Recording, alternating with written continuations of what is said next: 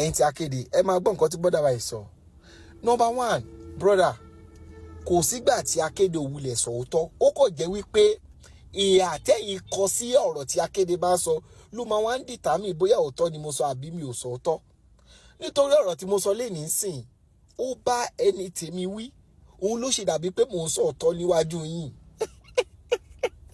Ṣé wá rí ẹ wá mẹ́ṣọ̀ ta lọ́lọ́run pé tẹ́ bá understand ta lọ́lọ́run dáadáa, is a man of substance and ó ní ìkan lórí gidi gan.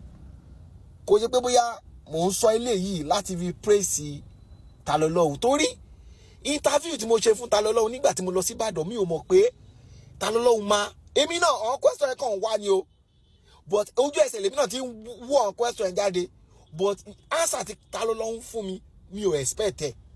Ibẹ̀ mo ti mọ̀ wípé this man is a man of substance. Ṣé understand? Ṣé rí tabaníkájọ wò àwọn ọ̀rọ̀ tẹ́yìn rò pé mi ò sọ tọ́, tabaníkájọ wò kájọ gbé yẹ̀wò láàrin mi àti brother.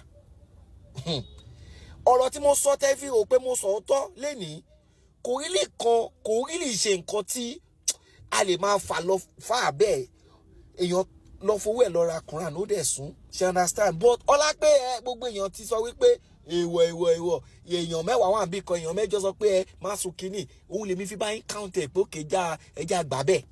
Nǹkan tó fi dàbí pé ó wà 40 nìyẹn o. But ọ̀rọ̀ tèmi wá ń bá yín sọ wípé ànábì ò ju bàbá tèmi lọ, ẹ wá ní mi ò sọtọ́ látọjọ́ yẹn, ẹ̀yin náà gbé ọ̀rọ̀ yẹn sí dédé làákàyè. Ọ̀rọ̀ tí mò ń sọ wípé lóòótọ́ ànábì lè ju gbogbo àwọn ìran yín lọ, bọ́ kò tó bàbá tèmi.